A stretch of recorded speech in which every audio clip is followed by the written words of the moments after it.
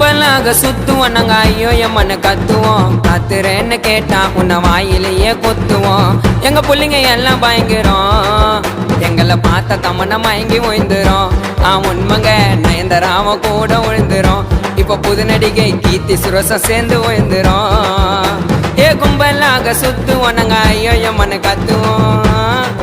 ஏண்டா கத்துறேன்னு கேட்டா உன்னை வாயிலேயே கொத்துவோம்.